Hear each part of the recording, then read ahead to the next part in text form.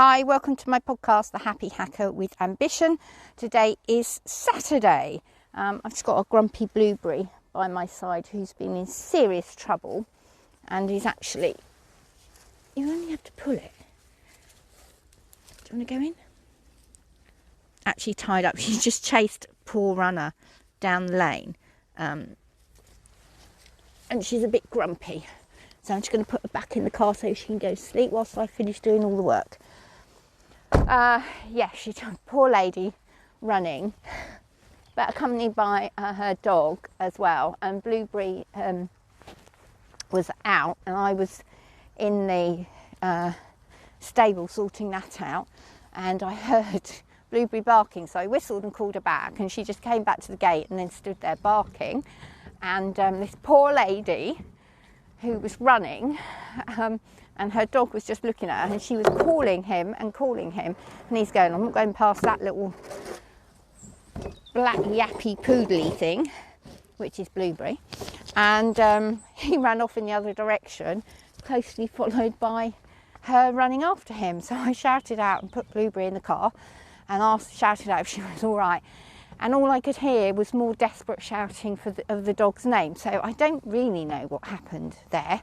I feel very guilty, but I also think that it's like if Blueberry did anything like that, I feel guilty because it's Blueberry's fault. So I'm going to have to find out who it is and check that she is all right. Anyway, on to today's podcast. You find me, as usual, poo picking. I spend my life doing this. I am slightly later than I should have been, but then I say that every podcast, so you know I'm always going to be late. It's not raining. It's been colder. It's been warmer. It's been wet. It's been really wet. We had flooding everywhere. We had so much flooding. Laura's coming home from work in the morning, and she couldn't get down the road that she would normally go. Two cars had got stuck and were blocking the roadway, so it was so deep. And there's a lane near us called Watery Lane, which is just like a waterfall when it rains like that. So but also, I mean, we're not used to seeing rain like that, so heavy suddenly, and it was awful. So I've got quite big puddles in the field. We're still in our winter field. We will still be summer field, I should say. We'll be in these fields until after Guy Fawkes night, because we're furthest away from civilization and people and fireworks. And why do you want fireworks? Anyway, so the horses should be fine. We had the farrier Jessie out yesterday, so I'm a lot poorer than I was. All 3 horses were done. It's first time for ages that Indy has fallen in with the rest of the pony crews, so that's unusual. Her feet, honestly, if you look at them from the front, they still look awful because of the laminitis, especially the left front foot. It's always been, that was the worst affected by the laminitis. I remember just seeing it was just horrid when it was at its absolute worst. But it's grown down, and the good thing I can say is that the hoof that is growing down now looks nearly normal. I don't think it will ever be normal in that foot, because obviously the damage has been done to the laminae, so the little spiky bits that hold the hoof wall together, I think, will always look slightly frayed at the front. I'm not sure. I'm hoping that perhaps it will be okay, but I don't really know. Anyway, so I was looking at, and her foot underneath, Jessie was saying, nearly looks normal underneath as well. It's becoming to look more like a proper sole again. So I'm like, whoa, really happy with that. So she's had her shoes put, she had all her feet trimmed and everything done. So she was really good. She had been in the night before to keep down at Laura's stables, not my stable, down where she was when she was very poorly, to keep Spike company, who had been to Newmarket. I'm not going to discuss Spike because he's not my horse, and I don't think I've got the right to say about the lovely boy. So I'm not going to go any further with that, except say I'm watching him from the field now, and bless him, he's got his overreach boots on and he's keeping an eye on what's going on with the others. So we discussed as we were coming back from Newmarket who to put in with him, so when he stayed in that night. And Laura just looked at me, she went, I don't think Hector will be that good. And I said, well, you know, I can put Indy in. And we kept laughing, saying Indy would probably be putting her head through. There were gaps, there are windows in the side of the walls. And I said, you know what she'll do? She'll just keep going, hi, hi. And basically that's what she was doing most of the night to him, I think, just being really annoying. She loved being in. She trashed her stable because it's a massive stable. Laura's stables are really big. And she loved it, but gosh, she made a mess. She'd rolled everywhere. She'd pulled her hay out where she wanted to. And she could reach out and she could, from the stable door, she could reach over the stable door and she could get the other bale of hay. Even though she had loads of hay in there, she could reach over and do that. And that's what she'd done, so she made a mess there. So that was great. And then we took them up to the top yard so Jesse could shoe them up on the yard up there, so because he needed some electricity to do Spikey's shoes. So that's what we did, and then we came back down, we turned them all out and we got on and we did Eek. Now, I think you remember me saying there was a big discussion, or I was having a big discussion in my head as to what would be the right thing to do with Eek and shoes, because she kept pulling those off. I mean, eventually, the shoes that she'd had on, she's probably had those ones on 3 weeks, I think, maybe 4. Yeah, maybe 4, but no longer than that. And it took Jesse quite a long time to, he'd been back 1, 2, 3, 4 times in the first 2 weeks. So I just think we had a discussion, and I said to him, "What do you think?" And he said, "Well, I don't know, Steph. I can't tell you. I haven't got a crystal ball about the weather, so I can't really tell you how she's going to do." He said, "But as you've said, it's probably better for me to pull her shoes off and get her feet nice, rather than her pulling the shoes off and damaging all her foot." So I thought, yeah, well, it kind of says it really, doesn't it? That's what we need to do. So that's what we've done. As I said, she had previously always, up until the age of, what age did I get her? 10. She was 10 years old. She'd never had a set of shoes on in life. So it's just a case of me really looking after her feet and her hooves. Weather like this, which is wet. We had a bit of a frost, I think, last night. It definitely was cold. I just need to make sure that I'm doing the best for her. Obviously, picking her feet out twice a day, as I should do with all of them anyway. And just keeping an eye on it. And before Jesse left, he said, "Here are her shoes, her front shoes, just in case we decide to put them back on." So I'm not entirely convinced that he's convinced that we won't be putting them back on, but because I don't want her hooves to break up. I need them to be in good condition, and she has, because she had flippy feet, that's why she was a World Horse Welfare horse, Originally, her feet were very, very long. So that's her weak point. And as Jessie said, she hasn't really got a matching set, has she, at the front? And I said that she just wants to be like Hector, because Hector is a bit like that as well. So that was quite funny.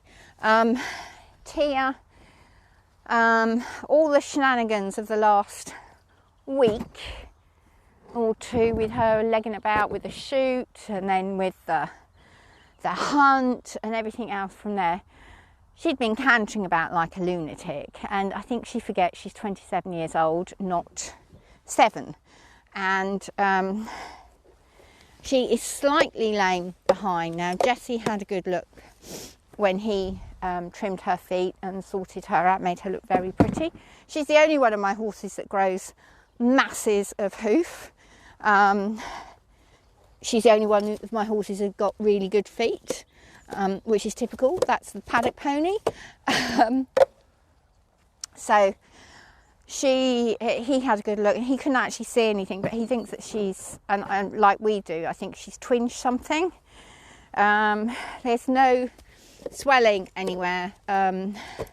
She has previously, she did do a tendon on the front, but this is on the hind leg, so I'm not, but also you've just seen that Tia doesn't do anything there, so probably going to have the vet have a quick look at her next week if she doesn't improve. At the moment, she's still trotting up, and to be fair with you, I don't think an awful lot of people would even notice that she was lame, but I know that she's not 100%. As always with a horse who's older, and I know a lot of people, you'll get people say, well, I ride my 30-year-old and everything's absolutely fine. Tia has been a paddock pony all her life due to her conformation. That's why, well, and also they tried to ride her, but on her forms from World Horse Welfare, it says, do not ride this pony. And it's because once they backed her, she'd sit there and she'd go, well, I'll buck you off, and people would stay. And she'd go, well, that doesn't work. And actually bucking's quite hard work. Perhaps I'll just sit down. And that's what she used to do. She used to just sit down. So the decision was she would be a paddock pony. And she's been a very good paddock pony. She is the boss. Even Indy listens to her. So I'm really chuffed with that. So we'll just see how she goes.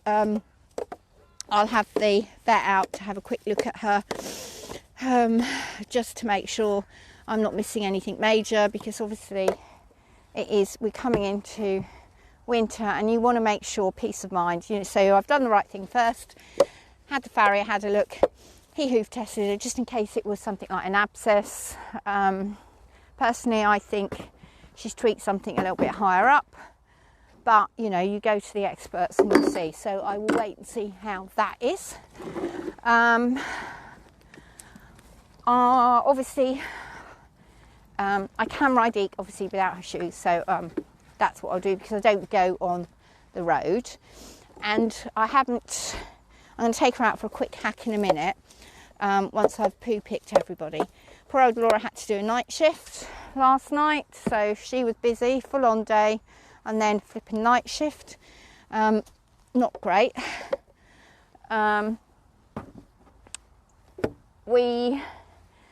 Lucy's now on half term, so there's a few local little shows that Lucy will go to this week. I have got my saddle fitting course on Monday. Oh, I actually thought I was doing a 2-day course, but actually I think it's only a 1-day course, so I really better concentrate on that and make sure that I get my points and everything, so that I can progress to the next stage.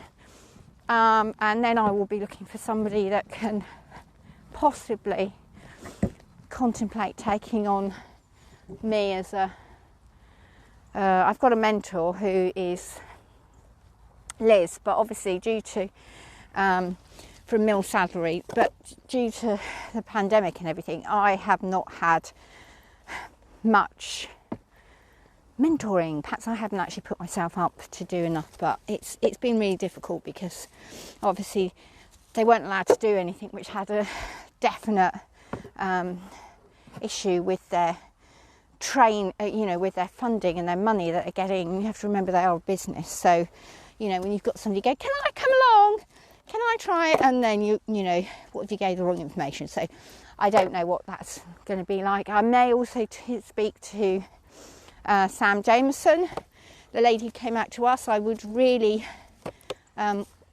like to talk to her and see if she would help me as well, mentor me slightly, and see where that goes. As I said, I did record, right, now I can tell you what I did. So I didn't say, but I recorded a piece for my boss's lovely Liz Wallace leaving do for her film, because I knew that I wouldn't be able to come down to her leaving party. So I said I'll have to do it riding the horse. So because obviously I work in London, or worked in London, and I just went on about my horse all the time because that's the only reason I went to work, was to pay for my horses. And I think I must have driven them all bonkers about the stories that happened with the horses and everything. So I said, look, the only way I can say farewell to her is by riding my horse. I do not know how these girls vlog when they are riding. I haven't a clue. I mean, I know they use, but they are using single hand cameras. So they're always riding with one hand. Well, I was riding with one hand with my phone, recording our piece for lovely Liz. And obviously I started off showing it with that I was actually riding Iki, so just her ears walking along the woods. And then I turned it onto myself and did a piece to camera for her. I don't know how they did it. I had to do that about 6 times because Ike spooked. She ran off. Oh, it was, it was really funny as a story in just recording that, I think. So it was quite funny, but I couldn't say anything before because sometimes my lovely, lovely boss, Liz, has been listening to my lovely podcasts, which I think is great of her to do that. And she's been so enthusiastic for me to carry on doing them. So, as ever, enthusiastic about everything. And so I thought, yes, but I can't say about it. So that's what the big thing was about the other couple of weeks ago when I said, oh, goodness me, it's so difficult. I don't know how they do it. I really don't. Especially when they're galloping along or jumping or I just don't know how they do it. I know some of them have a little bit of help, but most of the time it's them doing it themselves. I take my hat off to you. The likes of Footloose Venting and Megan Elphick and all that lot. I mean, they are brilliant. So there you go. Shan't be trying that in a hurry. So my plans for this week are, obviously on Monday the ponies are going to get shocked, as am I. We're going to have to be up really, really early. Laura is on nights again. Horrible week for her, Monday, Tuesday, Wednesday. So I will be poo picking the rest of the week for her. I will get up very early. It'll still be dark when I come down to do the horses, so I'll make a decision about rugs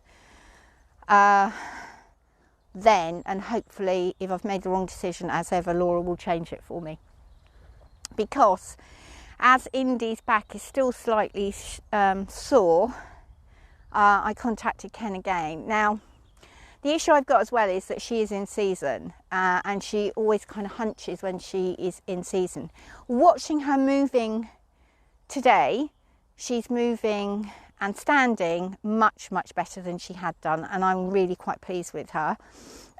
Ken said he can come out on the 9th of November, which unfortunately for me is a Tuesday, and obviously I start my new role locally on a Tuesday, so I've said I'll see what I can do. So I'm going to have a little chat and say, can I take an hour out so I can do that? Great way to start a new job. Hey, Steph? Anyway, we'll wait and see how that goes down. But ponies always come first with me. So Ken's going to come back and just check on it. He didn't think, he said to me, it's not good news. Normally by now she would be better. Whether I'm being overcautious, I don't know. I'm going to ask Laura to have a look at her later on today when she is about. I may pop her on the lunge, but I won't lunge her in my field. I will go over to the arena field and lunge her in there. So I'm going to do that with her. Tuesday this week, hopefully, if she's all right, if Laura thinks that there's no pain on, I'm going to see how she is, and I want to see if I can actually get on her. If her back is still bad, like I think it is a little bit sensitive, then I won't be riding her. I'm going to take Eek out in a minute, but I've got to, her feet, she's been paddling in the mud down at the bottom, so I've got to sort her all out. I've taken a rug off Tia now. She seemed quite warm. Tia is growing a nice thick coat, and I've just looked at her tail. Might need to trim the tail a bit. I'm going to give her a little bit of a brush. Eek knows, because she's still got a rain sheet on, that I'm going to ride her, so she's like trying to think of ways to escape. The rest of the week I've got exciting projects that I'm working on or am interested in. Oh, Eek's not walking very well. I spend my life looking at the way my horses move, but whether she's thinking about rolling, I'm not sure. She looks she's a bit strange. Tia is asleep. I don't know. So I've got projects that I'm working on, so the horses won't have as much riding this week, probably 2 to 3 times. If Indy is all right, then I will start working her again and looking. I know Lucy is probably going to a lovely Halloween show down at Forest Edge Arena.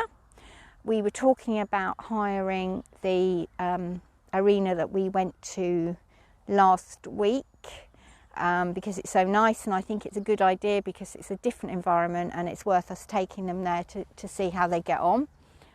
Indy's alert, I don't know what's happening, must be somebody coming down. So I have got things that I'm going to be doing with them, and we'll see how we go. I mean, if we take Donnie to the new arena, I will probably take Iki with me as well, or if we think Indy is all right, I'll take her. She's walking beautifully now. She's holding herself really nicely. I'm going to check her back again, but what worried me was that I didn't think she had a sore back, and Ken just put his hand on her back and it was sore, whereas I had been brushing her back and going down her spine because I am, as you know, neurotic about the fit of my saddle, and she has put back the weight that she needed to after we let her drop down after the event, because she went very, very skinny, and I just want to make sure that she's okay. I'm not going to risk it. I've come this far with her. There is no point risking it.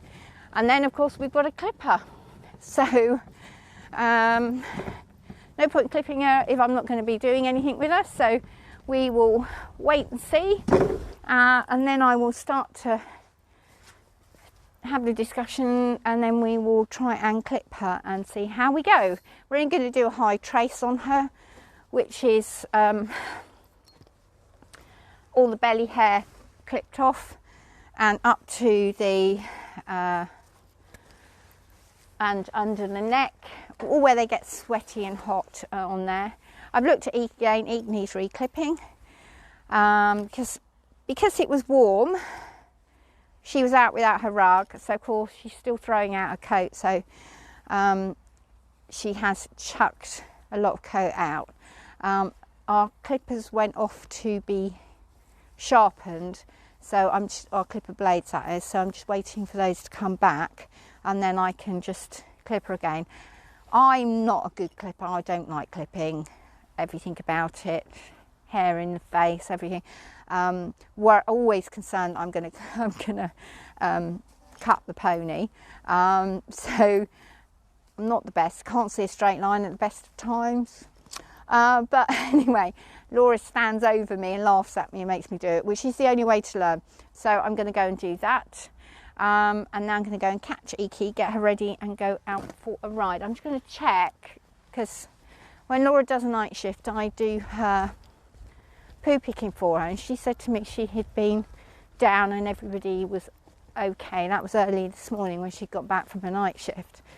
But I'm now sitting here thinking, she didn't actually say that she'd done them, and I have just presumed. And you should never presume anything, should you? So I'm just going back into their fields and just checking. Spiky boy's having a look at me. Pixie's in the bit that she shouldn't be in, but not going to do her any harm where she is. Just have a quick look and check. I think they're all right. It's very peaceful down here. It's such a beautiful place to be. I don't think they've been poo picked. No, they haven't. Goodness me, thank goodness I checked. So I'm going to get on and do this poo picking. I am the hacky hacker.